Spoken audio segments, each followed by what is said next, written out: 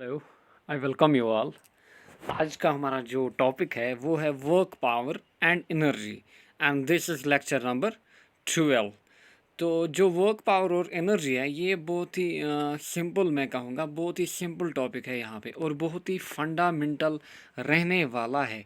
और एक एक करके हम यहाँ पे देखेंगे, पहले वर्क क्या होता है, फिर पावर, और फिर एनर्जी। चलिए पहले देखते हैं वर्क क्या होता है। पहले देखते हैं यहाँ पे वर्क की डेफिनेशन, फिर समझते हैं कि वर्क क्या होता है एक्चुअल में।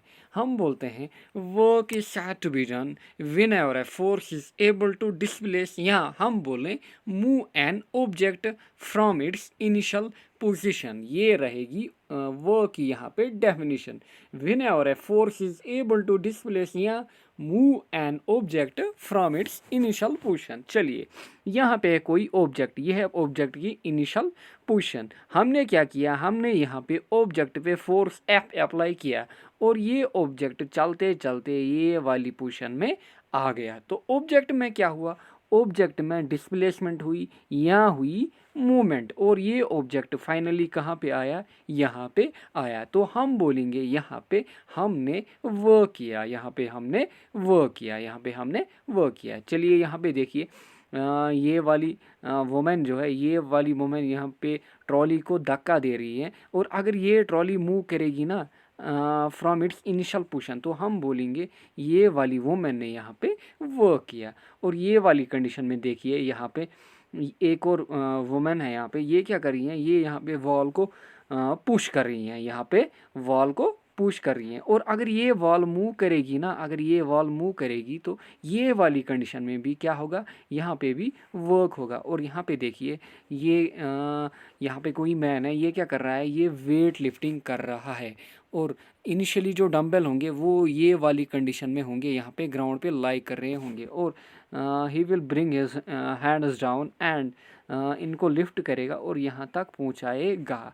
और हम बोलेंगे ये वाली कंडीशन में भी वर्क हो रहा है। वर्क क्यों हो रहा है, क्योंकि इनिशियली डंबल कहाँ पे लाई कर रहे थे, यहाँ पे ग्राउंड में, और बंदे ने क्या किया, बंदे ने इनको लिफ्ट किया, तो यहाँ पे डिस्प्लेसमेंट हुई ना, यहाँ हम बोलें कुछ डिस्टेंस या हाइट यहाँ पे ट्रैवल हुई, तो वही होता है वर्क। जब आप बॉडी पे फोर्स अप्लाई करते हो और वो बॉडी डिस्प्लेस होती है या मूव करती है फ्रॉम इट्स इनिशियल या ओरिजिनल पोजीशन, तो वो वाली कंडीशन में वर्क डन होता है। तो वर्क डन जो होता है, वर्क डन हमें देखना है तीन टाइप में यहाँ पे जनरली। पहले देखेंगे हम work done by constant force, यानी कि अगर बॉडी पे कांस्टेंट फोर्स लग रहा है, या हम बोलेंगे work done along a straight line, work done along a straight line. ये भी याद रखिए, यहाँ पे work done along a straight line, work done along a straight line. तो ये वाली कंडीशन में देखिए, ये मैन क्या कर रहा है, ये मैन यहाँ पे फोर्स या पुश अप्लाई कर रहा है ब्लॉक पे, ये पुश अप्लाई कर रहा है ब्लॉक पे। और देखिए block from its initial position move कर रहा है और पहुंच रहा है यहाँ पे फाइनल कंडीशन में।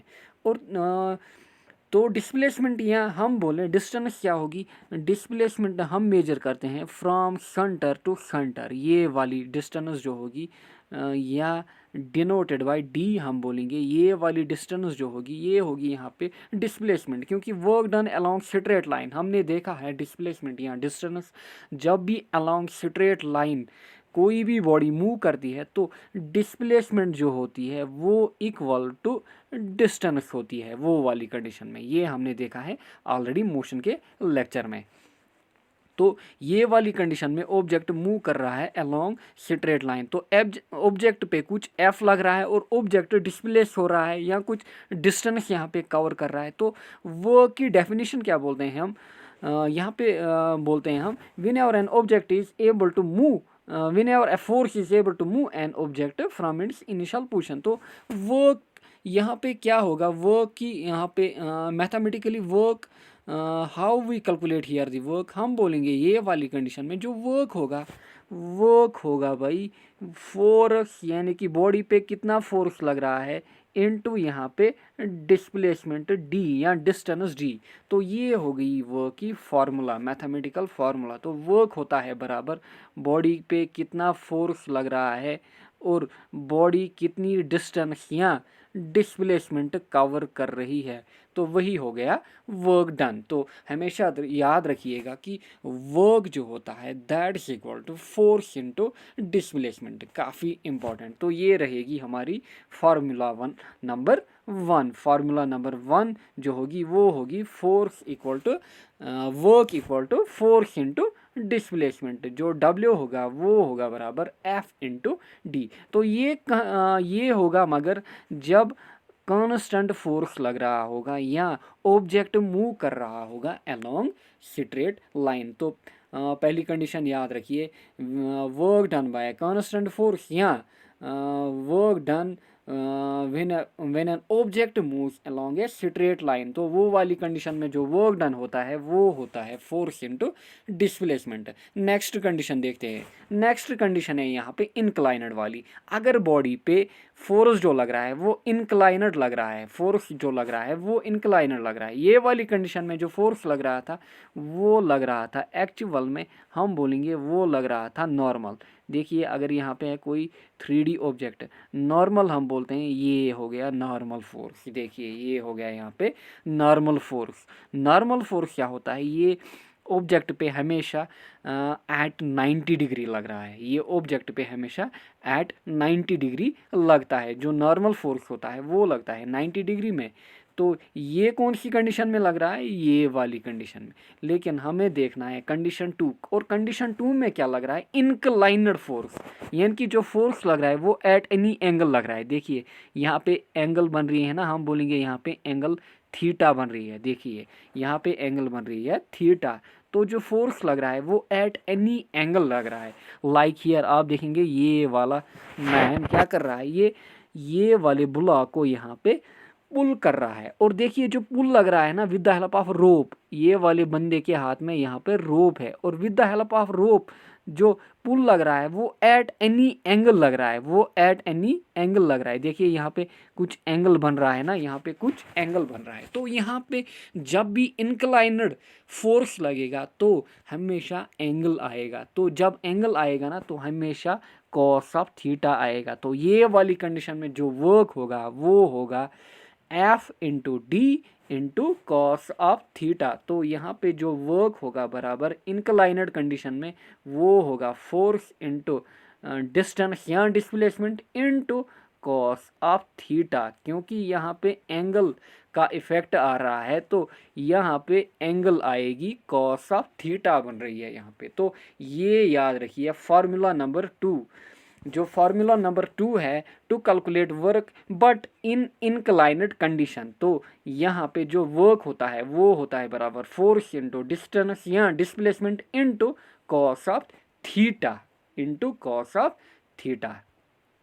तो देखिए हो गई कंडीशन टू। नेक्स्ट देखते हैं कंडीशन थर्ड। कंडीशन थर्ड में क्या है, यहाँ पे वर्क डन अगेंस्ट ग्रेविटी। क्योंकि वर्क डन जो होगा वो तो अलोंग स्ट्रेट लाइन नहीं होगा हमेशा, बल्कि कोई कंडीशन में अलोंग स्ट्रेट लाइन होगा और कोई कंडीशन में वर्टिकल डायरेक्शन में होगा।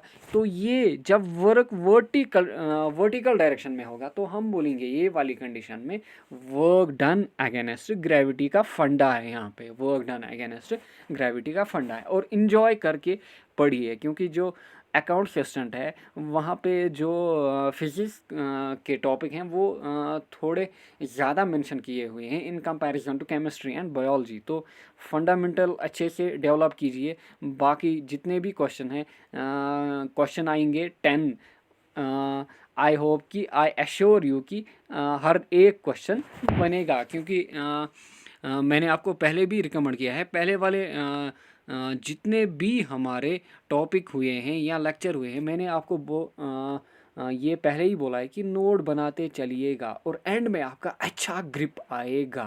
क्योंकि जो साइंस होता है स्पेशली फिजिक्स रटना नहीं होता है भाई, याद रखो रटना नहीं होता है, बल्कि we have to develop fundamental approach, logical approach कि कैसे होता है ये चीज़ें कैसी होती हैं, और फिर जो फार्मूला होती हैं ये खुद ब खुद याद रहती हैं। तो चलिए कंडीशन थर्ड क्या है यहाँ पे, वर्क डन अगेंस्ट ग्रेविटी।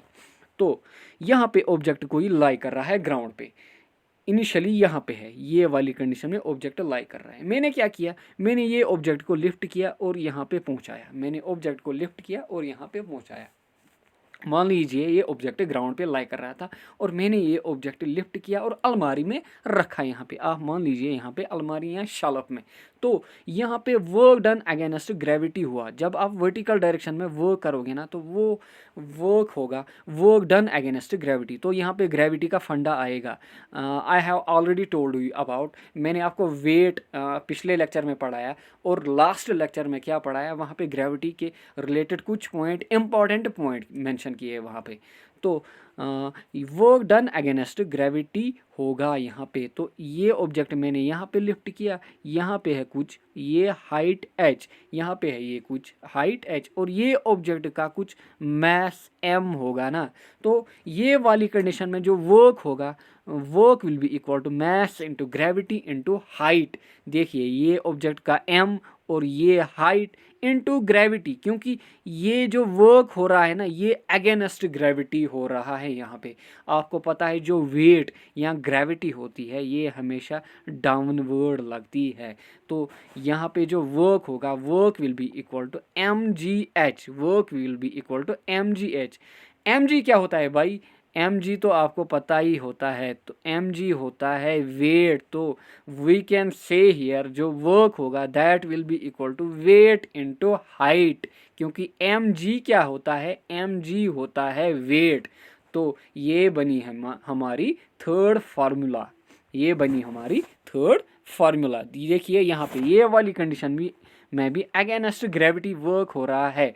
तो क्योंकि यहाँ पे कुछ हाइट है ना, ये 2 मीटर आपको दिख रही है और ये ऑब्जेक्ट कुछ m, देखिए 25 kg लिफ्ट कर रहा है और लिफ्ट क्या कर रहा है, अगेंस्ट ग्रेविटी लिफ्ट कर रहा है। g का वैल्यू हमें पता है कितना है, 9.8 या हम बोले अप्रॉक्सीमेटली 10 मीटर पर सेकंड स्क्वायर, लास्ट लेक्चर में बोला हुआ है। तो ये होगी वर्क डन अगेंस्ट ग्रेविटी और ये कितनी होती है, ये होती है W इक्वल टू mgh, या हम बोले W equal to W into h। W क्या है, ये W है वेट इंटू हाइट और ये W क्या है, ये है वर्क डन। तो 3 कंडीशन आपको याद रखनी है। पहली फार्मूला जो है वो है work equal to force into displacement या डिस्टेंस, और जो सेकंड फार्मूला है वो है work equal to force into displacement into cos of theta, और जो थर्ड है वो है work equal to mgh, work equal to mgh। तो वर्क के लिए ये 3 फार्मूला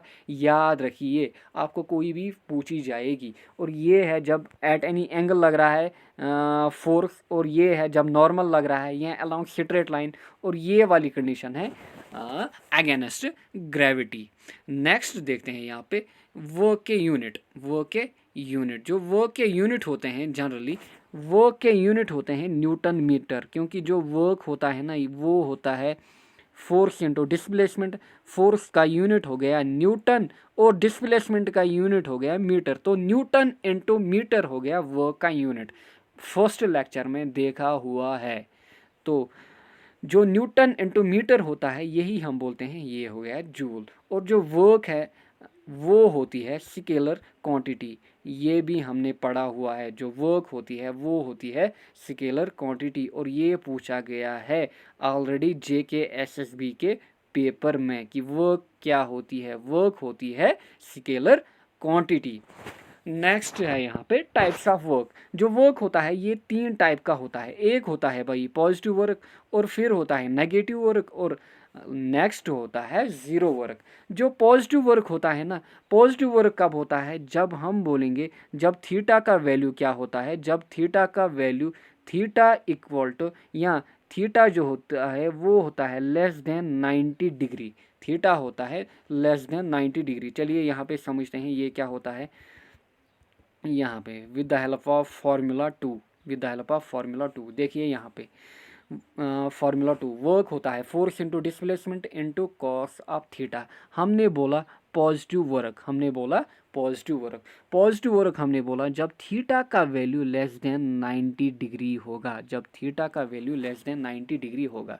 तो वो क्या हुआ, ये है यहाँ पे कोई ऑब्जेक्ट, ये है कोई ऑब्जेक्ट, और ये ऑब्जेक्ट पे देखिए ये वाली कंडीशन में क्या लग रहा है, यहाँ पे फोर्स यहाँ पुल लग रहा है। और ये देखिए जो एंगल बन रहा है ना, ये एंगल यहाँ पे बन रहा है लेस देन 90 डिग्री, ये एंगल बन रहा है ना यहाँ पे लेस देन 90 डिग्री। तो जो कॉस ऑफ थीटा होता है ना, ये वाला वैल्यू कॉस ऑफ थीटा, जब थीटा का वैल्यू लेस देन 90 डिग्री आए ना, तो कॉस ऑफ थीटा हमेशा पॉजिटिव होता है। अपने कैलकुलेटर, जो आपके मोबाइल फ़ोन में कैलकुलेटर लगा हुआ होता है, वहाँ पे कॉस ऑफ थीटा का वैल्यू पुट कीजिएगा, और 0 to 90 लेस देन 90 कोई भी वैल्यू पुट कीजिएगा तो वो हमेशा पॉजिटिव आएगा। तो ये वाली इक्वेशन क्या आएगी, ये इक्वेशन भी पॉजिटिव में आएगी। तो याद रखिएगा वो कब पॉजिटिव होता है, जब थीटा का वैल्यू लेस देन 90 डिग्री होता है। और वर्क नेक्स्ट नेगेटिव वर्क कब होता है, और यहाँ पे एग्जांपल याद रखिए, पॉजिटिव वर्क में एग्जांपल याद रखिए। जो फ्री फॉल होता है इंपॉर्टेंट, फ्री फॉल में होता है पॉजिटिव वर्क, नोट डाउन कीजिए, नोट भी बनाइए, साथ साथ में नोट भी आप बनाते चलिए। और जो फ्री फॉल में वर्क डन होता है ये हमेशा होता है पॉजिटिव, याद रखिएगा। In free fall work done is always positive. Next देखते हैं नेगेटिव वर्क, नेक्स्ट देखते हैं यहाँ पे नेगेटिव वर्क। नेगेटिव वर्क कब होता है, नेगेटिव वर्क होता है जब थीटा का वैल्यू जो होता है ये वाली इक्वेशन में ये ग्रेटर देन 90 डिग्री होता है, ये ग्रेटर देन 90 डिग्री होता है। देखिए यहाँ पे कोई ऑब्जेक्ट, ये है ऑब्जेक्ट की एक्सिस, और ये यहाँ पे ऑब्जेक्ट पे पुल लग रहा है, और ये बन रही है एंगल थीटा, ये बन रही है एंगल थीटा। देखिए ये जो एंगल बन रही है ना, ये बन रही है ग्रेटर देन 90 डिग्री, 90 डिग्री होगी, ये एंगल होगी 90 डिग्री। बट यहाँ पे क्या हो रहा है, ये एंगल जो बन रही है ये ग्रेटर देन 90 डिग्री बन रही है। और कॉस ऑफ थीटा का वैल्यू जब थीटा होती है ना ग्रेटर देन 90 डिग्री, तो कॉस ऑफ थीटा जो होता है वो आता है नेगेटिव में। तो वो क्या आएगा यहाँ पे, ये भी आएगा नेगेटिव में। तो ये हो गया नेगेटिव वर्क जब थीटा का वैल्यू ग्रेटर देन 90 डिग्री हो, जब थीटा का वैल्यू ग्रेटर देन 90 डिग्री हो। ये जनरली कब होता है, जब हम बॉडी को ऊपर की ओर फेंकते हैं। हमने देखा फ्री फॉल, जब बॉडी फ्रीली नीचे आएगी under the effect of gravity alone. लेकिन ये वाली कंडीशन में जब हम ऑब्जेक्ट, कोई ऑब्जेक्ट को ऊपर फेंकेंगे, कोई ऑब्जेक्ट को, यहाँ पे है कोई बॉल में, और बॉल को क्या करूँगा ऊपर की ओर थ्रो करूँगा। तो ये वाली कंडीशन याद रखिएगा, when an object is thrown upward in motion, तो वहाँ पे होता है नेगेटिव वर्क। यहाँ नेक्स्ट कंडीशन याद रखिए, when brakes are applied to a vehicle, जब व्हीकल में ब्रेक लगते हैं ना, तो वहाँ पे जो वर्क होता है ना वो होता है नेगेटिव वर्क। नेक्स्ट हो गया ज़ीरो वर्क, काफ़ी इंपॉर्टेंट। जो ज़ीरो वर्क है वो है काफ़ी इंपॉर्टेंट। यहाँ पे जो ज़ीरो वर्क कब होगा, पहले ही याद रखिए, जो वर्क की हमने डेफिनेशन पढ़ी ना, दो डेफिनेशन पढ़ी। पहली डेफिनेशन जो है वो होता है work equal to force into displacement. अगर डिस्प्लेसमेंट का वैल्यू ज़ीरो आए ना, तो वर्क खुद ब खुद क्या आएगी, वर्क आएगी ज़ीरो। और डिस्प्लेसमेंट का वैल्यू कब ज़ीरो आएगा, जब कोई ऑब्जेक्ट रिटर्न करेगा from its initial position to final position. ये है इनिशियली ऑब्जेक्ट यहाँ पे, और ये ऑब्जेक्ट गया कहाँ पे, यहाँ पे, और ये फिर यहाँ पे रिटर्न आ गया ना, ये रिटर्न आ गया, पहले गया यहाँ और फिर रिटर्न आया यहाँ। तो हम बोलेंगे, जब हमें पता है, हमने ऑलरेडी पढ़ा हुआ है कि whenever an object returns to its initial position then displacement is equal to zero. तो डिस्प्लेसमेंट क्या होती है, ज़ीरो। तो जब डिस्प्लेसमेंट ज़ीरो हुई ना ये वाली कंडीशन में, तो हम बोलेंगे भाई जो वर्क होगा वो खुद ब खुद ज़ीरो होगा। तो पहली कंडीशन याद रखिए, ज़ीरो वर्क कब होता है, व्हेन डिस्प्लेसमेंट इज़ ज़ीरो। काफ़ी इम्पॉर्टेंट, काफ़ी इम्पॉर्टेंट।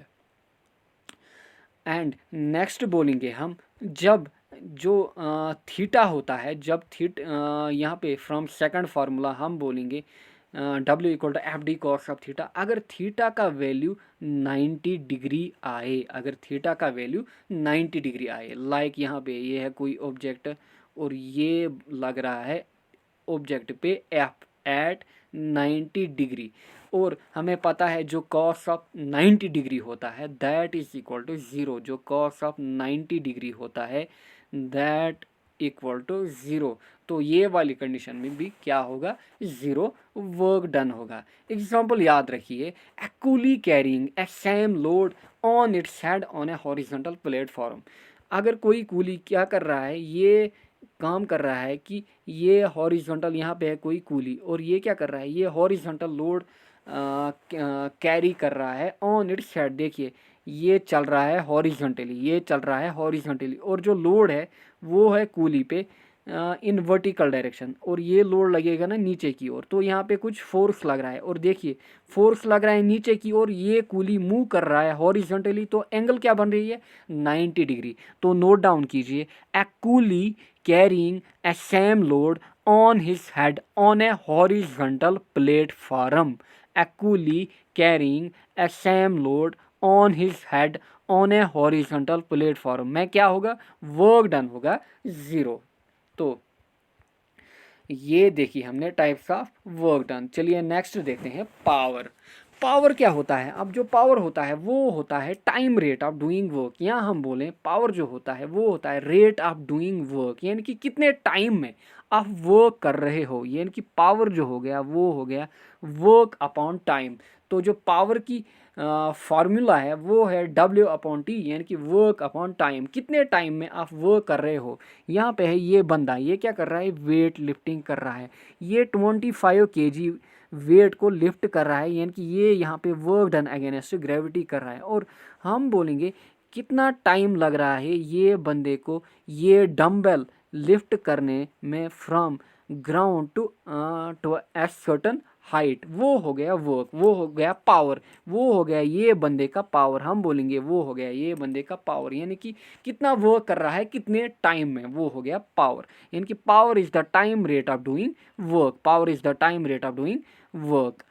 और जो पावर होता है, we can express power in terms of force and velocity. और ये आया था स्टाफ सिलेक्शन के पेपर में, कब, 2018 के पेपर में, कि जो पावर होता है वो क्या होता है, जो पावर होता है वो होता है, नेक्स्ट फार्मूला जो होती है पावर की मैथमेटिकली वो होती है power equal to force into velocity, power equal to force into velocity. चलिए ये देखते हैं ये how we calculate power equal force into velocity. जो पावर होता है वर्क अपॉन टाइम, पावर होता है वर्क अपॉन टाइम। और हमें पता है जो वर्क होता है वो होता है force into displacement divided by time, and we can write power equal to force into displacement upon time.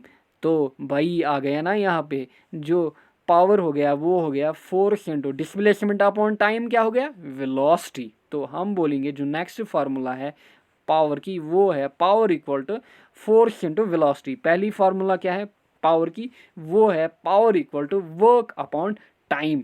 तो दोनों याद रखिएगा, power equal to work upon time, power equal to force into velocity, note down कीजिए।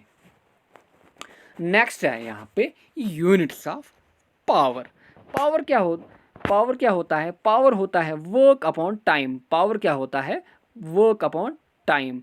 तो work का unit क्या है, work हमने देखा वर्क का यूनिट है भाई जूल, वर्क का यूनिट है जूल। तो जूल अपॉन टाइम का यूनिट सेकंड, तो पावर का यूनिट हो गया जूल अपॉन सेकंड। और यही हम बोलते हैं ये हो गया वाट, ये क्या हो गया वाट। तो जो वाट होता है जूल अपॉन सेकंड, याद रखिएगा हमने ऑलरेडी पढ़ा हुआ है। और जो नए हैं हमारे चैनल पे वो क्या कीजिएगा, पहले हमारे पुराने लेक्चर देखिएगा and you will enjoy, I assure you.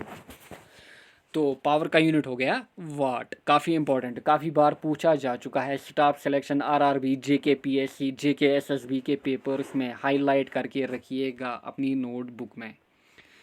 तो जो प्रैक्टिकल यूनिट ऑफ पावर होता है भाई वो होता है हॉर्स पावर। जो प्रैक्टिकली जो हमारे घरों में बिल आता है ना, वो वाली कंडीशन में जो पावर वहाँ पे रिकॉर्ड किया जाता है, वो किया जाता है या मेजर किया जाता है, वो किया जाता है इन टर्म्स ऑफ हॉर्स पावर। अब हॉर्स पावर क्या होता है, जो हॉर्स पावर होता है ना, एक हॉर्स पावर होता है भाई 746 वाट। ये है relation between horse power and what. अगर आपको कोई पूछे कि what is relation between horse power and what, तो आप बोलोगे जो एक हॉर्स पावर होता है वो होता है 746 वाट। लाइक आप बोलते हो कि जो 1 kg होता है, एक अगर आपको कोई kg और ग्राम में आपको रिलेशन बताए, तो आप बोलोगे जो 1 kg होता है वो होता है 1000 या 10⁻³ ग्राम। तो ऐसे ही जो एक हॉर्स पावर होता है वो होता है 746 वाट। और जो पावर है वो है स्केलर क्वांटिटी, पावर है स्केलर क्वांटिटी। नेक्स्ट देखते हैं यहाँ पे एनर्जी। एनर्जी थोड़ा इंपॉर्टेंट है और अच्छा कॉन्सेप्ट है एनर्जी का। एनर्जी क्या होती है? एनर्जी हम बोलते हैं ability of a body to do work in future, यानी कि ability of a doing work in future, यानी कि अगर कोई बंदे का, यहाँ हम बोले एबिलिटी या पोटेंशियल, यहाँ पे बोले हम एबिलिटी या पोटेंशियल, एबिलिटी या पोटेंशियल। आप बोलते हो विराट कोहली या बाबर, इनका पोटेंशियल काफ़ी है, इनका पोटेंशियल काफ़ी है। वो क्या होता है? यानी कि फ्यूचर में विराट या Babar they can score many runs, काफ़ी रन बनाएंगे फ्यूचर में। तो वही हो गया एनर्जी, वही हो गया energy. Ability of a body to do work in future, अभी वर्क नहीं किया है बट वर्क कब करेगा? फ्यूचर में। वो हो गया एनर्जी, वो हो गया एनर्जी। एनर्जी के यूनिट क्या होंगे? बिल्कुल unit same as work, unit बिल्कुल, क्योंकि जो एनर्जी होती है ये एक टाइप का वर्क होता है, बट वर्क क्या होता है? ये इन फ्यूचर होता है। तो वर्क के यूनिट जो होंगे वही होंगे एनर्जी के यूनिट। तो एनर्जी के यूनिट जूल, और ये आया था KAS 17 के पेपर में, KAS 17 के पेपर में कि एनर्जी का यूनिट क्या होता है? वो होता है जूल, वो होता है joule. Energy is a scalar quantity, ये भी याद रखिए। नेक्स्ट देखते हैं यहाँ पे वेरियस फॉर्म्स ऑफ एनर्जी। जो डिफरेंट फॉर्म्स ऑफ एनर्जी होते हैं वो क्या होते हैं? लाइक हो गया मैकेनिकल एनर्जी होगी, हीट एनर्जी होगी, sound energy, electric energy, light energy. ये हो गए वेरियस फॉर्म्स ऑफ एनर्जी, ये हो गए various forms of energy. But अभी हम पढ़ रहे हैं मोशन, तो we have to deal only with mechanical energy, we have to deal only with mechanical energy. Light energy, sound energy, electrical energy, ये देखेंगे हम आगे वाले लेक्चर्स में। बट हम पढ़ रहे हैं मोशन और हमें डील करना है विथ मैकेनिकल एनर्जी। जो मैकेनिकल एनर्जी होती है, मैकेनिकल एनर्जी 2 टाइप्स होती है। एक होती है पोटेंशियल एनर्जी और नेक्स्ट होती है काइनेटिक एनर्जी। या हम बोले mechanical energy is combination of potential energy and kinetic energy. Potential energy क्या होता है? पहले देखते हैं हम पोटेंशियल एनर्जी क्या होता है। जो पोटेंशियल एनर्जी होती है ये बोलते हैं हम energy acquired by a body by virtue of its position. याद रखिए, by virtue of its position या कन्फिग्रेशन। यहाँ पे स्पेलिंग मिस्टेक हुआ है, configuration, configuration, by virtue of its position और कन्फिग्रेशन, कन्फिग्रेशन। कन्फिग्रेशन क्या हो गया? वो हो गया शेप या साइज बॉडी का। तो energy acquired by body, body by virtue of its position या कन्फिग्रेशन। देखिए यहाँ पे समझते हैं, पहले ये वाली एग्जांपल में समझते हैं। यहाँ पे है क्या? अगर यहाँ पे कोई बॉल, यहाँ पे कोई बॉल, और मैं ये बॉल क्या कर रही है? यहाँ पे ग्राउंड पे लाई कर रही है, बॉल यहाँ पे ग्राउंड पे लाई कर रही है, बॉल क्या कर रही है? ग्राउंड पे लाई। मैंने बॉल उठाई और यहाँ पे लाई, और यहाँ पे कोई गर्ल, मैंने यहाँ पे गर्ल को बॉल दी।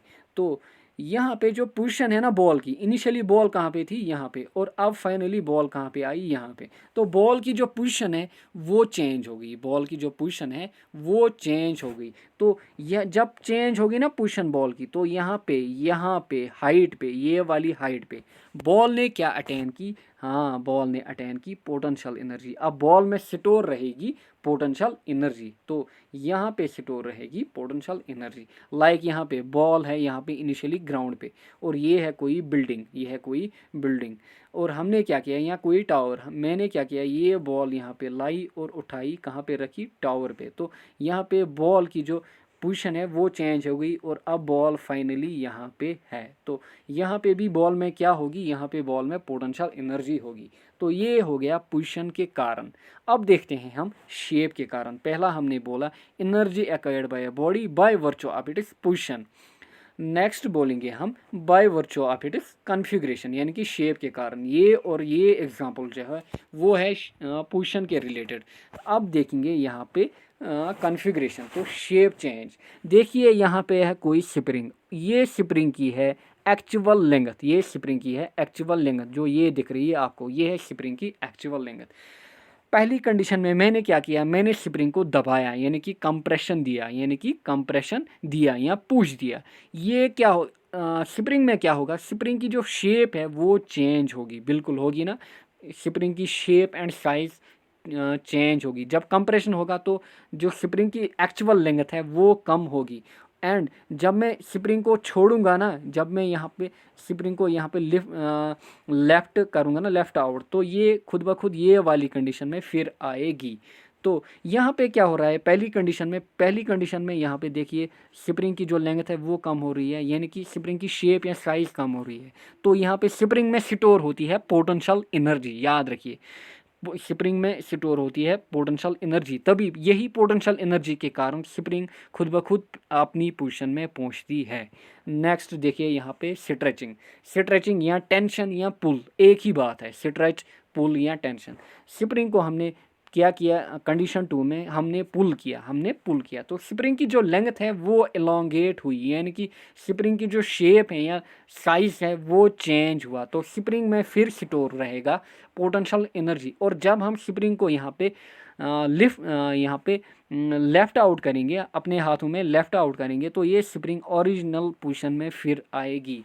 ये क्या होता है, ये होता है पोटेंशियल एनर्जी के कारण, यही होता है पोटेंशियल एनर्जी के कारण। तो ये हो गई potential energy stored by body by virtue of its position या कन्फिग्रेशन, हो गया पोटेंशियल एनर्जी। और जो पोटेंशियल एनर्जी की जो फार्मूला है वो है potential energy equal to mgh, potential energy equal to mgh। यानी कि हमने देखा वर्क अगेंस्ट ग्रेविटी वो क्या होता है mgh, लाइक हियर यहाँ पे भी होता है potential energy equal to mgh। देखिए यहाँ पे है कोई ऑब्जेक्ट है, यहाँ पे है कोई ऑब्जेक्ट है, हमने क्या किया, यहाँ पे ये बॉल का कुछ m होगा, मैथ होगा ना बॉल का, यहाँ पे कुछ मैं मानूंगा ये है बॉल, लेट 10 kg। मैंने क्या किया, बॉल को लिफ्ट किया, यहाँ पे रखा, तो यहाँ पे है कुछ हाइट h, यहाँ पे है कुछ हाइट h, और ये ऑब्जेक्ट हमने लिफ्ट किया अगेंस्ट ग्रेविटी। तो हम बोलेंगे यहाँ पे जो पोटेंशियल एनर्जी होगी वो होगी equal to mgh, potential energy equal to mgh, या हम बोलें यहाँ पे जो पोटेंशियल एनर्जी वो होगी इक्वल टू वर्क, क्योंकि हमने बोला पहले ही जो एनर्जी होता है वो होता है ability of doing work in future. तो पोटेंशियल एनर्जी के लिए हमेशा ये फार्मूला याद रखिए, जो पोटेंशियल एनर्जी होता है वो होता है mgh। नेक्स्ट देखते हैं काइनेटिक एनर्जी।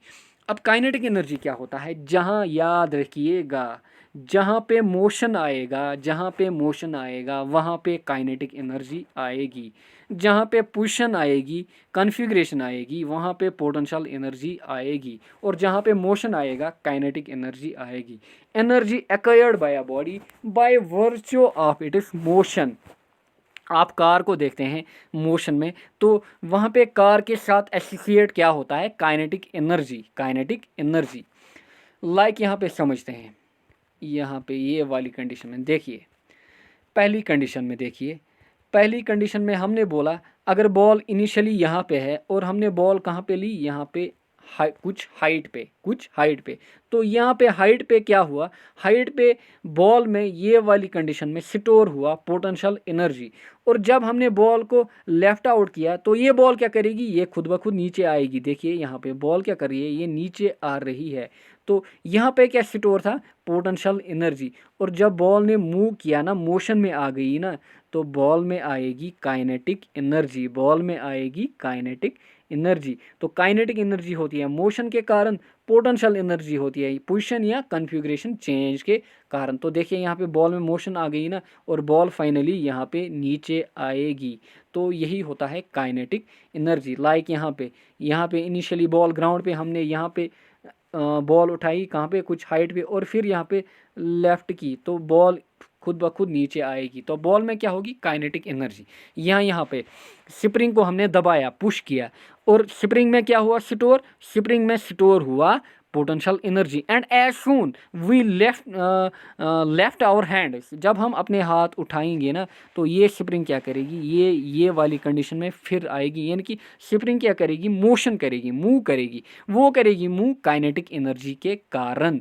तो काइनेटिक एनर्जी के कारण जो एनर्जी होती है पोटेंशियल एनर्जी वो कन्वर्ट होती है इनटू काइनेटिक एनर्जी। तो याद रखिए जो पोटेंशियल एनर्जी हो रही है वो कन्वर्ट हो रही है इनटू काइनेटिक एनर्जी। तो जो काइनेटिक एनर्जी है, energy acquired by a body by virtue of its motion, और काइनेटिक एनर्जी होती है बराबर 1/2 ऑफ mv²। मैथमेटिकली जो काइनेटिक एनर्जी होती है, काइनेटिक एनर्जी होती है बराबर 1/2 ऑफ mv²। ये इक्वेशन काफ़ी बार पूछी जा चुकी है। तो kinetic energy equal to 1/2 of mv²। m हो गया ऑब्जेक्ट का मास और v हो गया ऑब्जेक्ट की वेलोसिटी, क्योंकि यहाँ पे मोशन हो रहा है ना, मूव कर रहा है ना ऑब्जेक्ट, देखिए मूव कर रहा है ऑब्जेक्ट, तो ऑब्जेक्ट क्या अटेन करेगा, वेलोसिटी। तो काइनेटिक एनर्जी होगी 1/2 ऑफ mv²। लाइक यहाँ पे देखिए ये है बैलून, हमने बैलून में प्रिक ईयर किया, यहाँ पे हमने ईयर प्रिक किया बैलून में, तो बैलून की शेप चेंज होगी। तो बैलून ने क्या अटेन किया यहाँ पे, काइनेटिक पोटेंशियल एनर्जी। और जब हमने बैलून को छोड़ा ना तो ईयर बाहर निकलेगा और ये बैलून उड़ेगा, मूव करेगा। तो बैलून में क्या अटेन होगा, काइनेटिक एनर्जी। लाइक यहाँ पे एक बंदा क्या कर रहा है, एरो थ्रो कर रहा है, ये क्या कर रहा है, एरो थ्रो कर रहा है।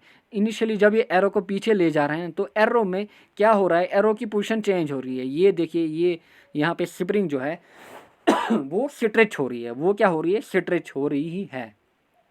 तो स्प्रिंग की यहाँ पे शेप चेंज हो रही है। तो स्प्रिंग में क्या अटेन हो रहा है, पोटेंशियल एनर्जी। और जब ये स्प्रिंग एरो को छोड़ रहा है वो क्या कर रहा है, मूव कर रहा है, तो यहाँ पे काइनेटिक एनर्जी आएगी। लाइक यहाँ पे देखिए ये वाली कंडीशन में काइनेटिक एनर्जी, यहाँ पे काइनेटिक एनर्जी और यहाँ पे पोटेंशियल एनर्जी, क्योंकि पोजीशन चेंज हो गई ना यहाँ पे, तो यहाँ पे आएगी पोटेंशियल एनर्जी और यहाँ पे जब ऑब्जेक्ट मोशन में है तो यहाँ पे आएगी काइनेटिक एनर्जी। आई होप आप लोगों को अच्छे से समझ में आया होगा। नेक्स्ट देखते हैं law of conservation of energy, काफ़ी इंपॉर्टेंट। अब ये क्या कहता है, ये लॉ क्या कहता है, ये कहता है energy can be neither created nor destroyed but can be transformed from one form to another form। काफ़ी अहम, काफ़ी important law of conservation of energy. तो ये क्या कहता है, जो एनर्जी होती है that can neither be created nor destroyed but can be converted from one form into another.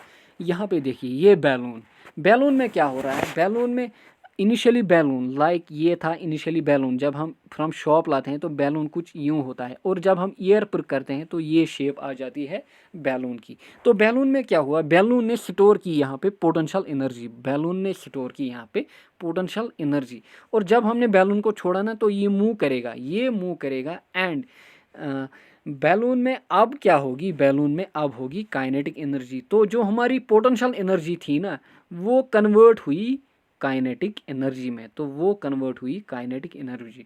तो यही कहता है law of conservation of energy, यानी कि जो एनर्जी होती है that can be converted from one form into another but can not be created और डिस्ट्रॉयड। तो यहाँ पे जो एनर्जी है देखिए वो डिस्ट्रॉय नहीं हो रही है बट वो कन्वर्ट हो रही है इनटू अनदर फॉर्म, यानी कि from potential energy into kinetic energy. ये वाली कंडीशन में देखिए और ये वाली कंडीशन में भी देखिए। लाइक यहाँ पे देखिए, यहाँ पे हमने क्या किया, हमने यहाँ पे जो पिन होते हैं ये वाले, जो ये वाइट आपको दिख रहे हैं ये होते हैं पिन। ये क्या होते हैं, पिन।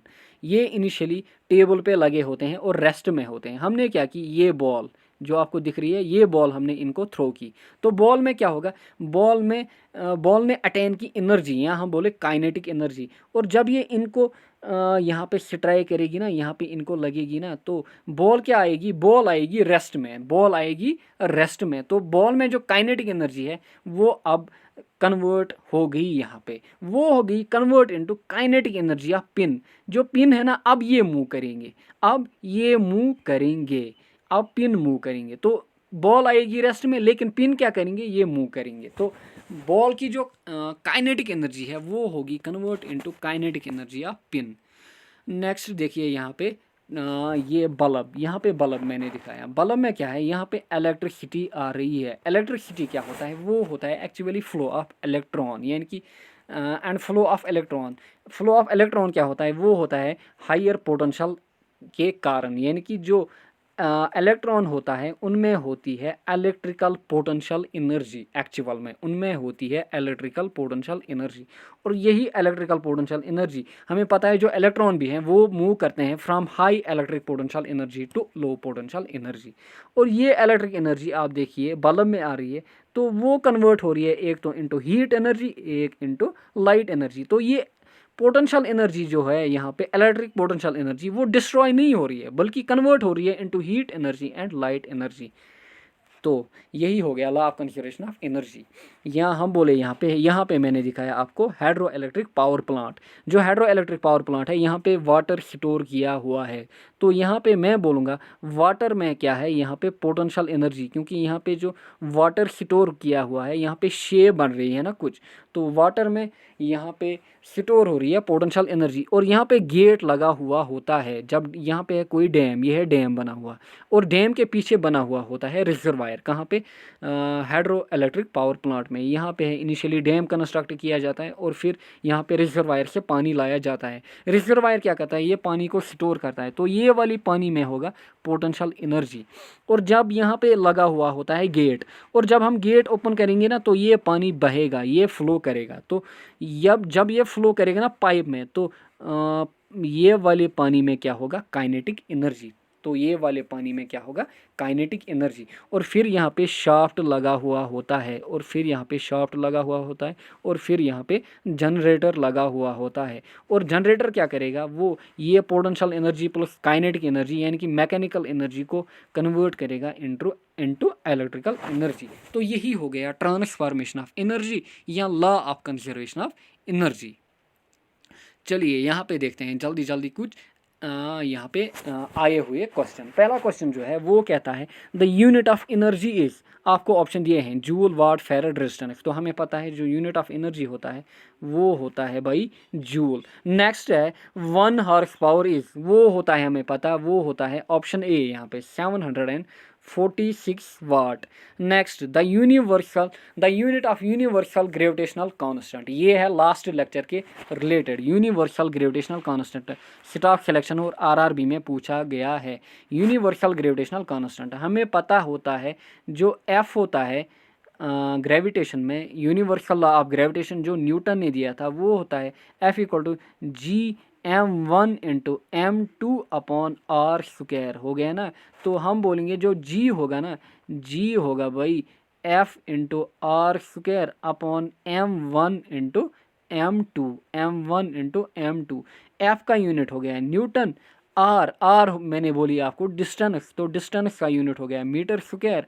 मीटर यहाँ पे m इंटू एम यानी कि mess into mess, m1 into m2 यानी कि वो हो गया kg इंटू kg हो गया kg स्क्वायर। तो g का यूनिट जो है वो है newton metre square upon kg square. तो यहाँ पे देखते हैं ऑप्शन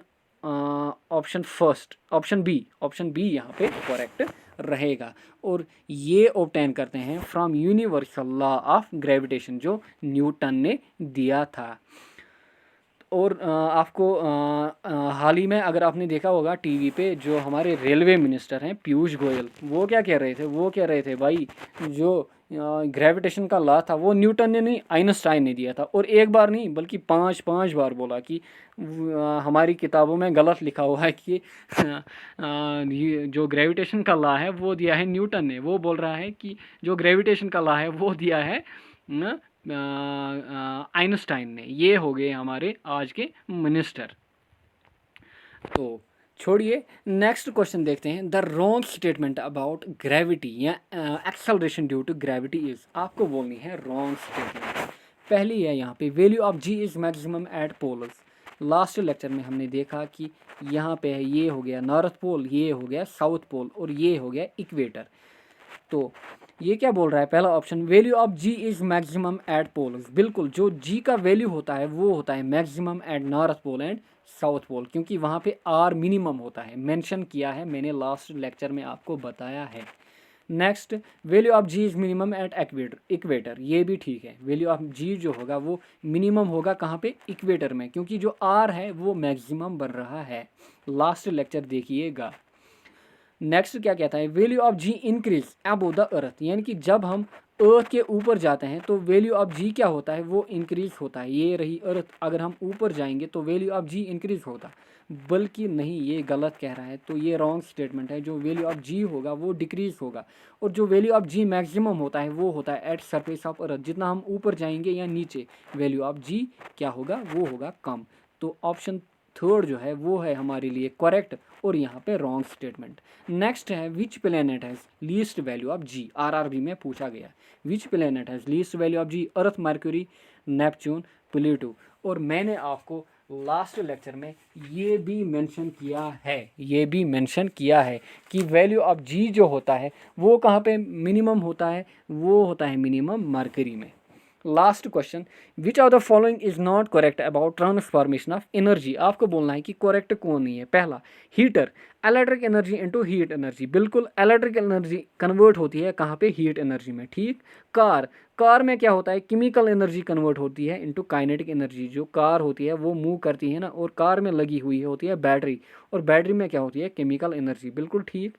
नेक्स्ट, इलेक्ट्रिक जनरेटर क्या करता है, वो करता है electric energy into mechanical energy, बिल्कुल गलत। ये है गलत स्टेटमेंट। यहाँ पे हमें पता है जो इलेक्ट्रिकल जनरेटर है वो जनरेट करता है इलेक्ट्रिसिटी को, तो वो क्या करता है, वो करता है मैकेनिकल एनर्जी को convert into electric energy. Like यहाँ पे मैंने आपको दिखाया कहाँ पे, पावर प्लांट में, जो यहाँ पे पोटेंशियल एनर्जी और काइनेटिक एनर्जी होती है ये कन्वर्ट की जाती है with the help of generator into electrical energy. तो ऑप्शन यहाँ पे थर्ड हमारे लिए रहेगा करेक्ट। तो चलिए अपने लेक्चर को यहीं पे एंड करते हैं, मिलते हैं नेक्स्ट लेक्चर में। तो ये हमारा लेक्चर यहीं पे एंड हो गया, वर्क, पावर एंड एनर्जी का। अच्छे से नोट बनाइए, एंड चलिए मिलते हैं नेक्स्ट लेक्चर में।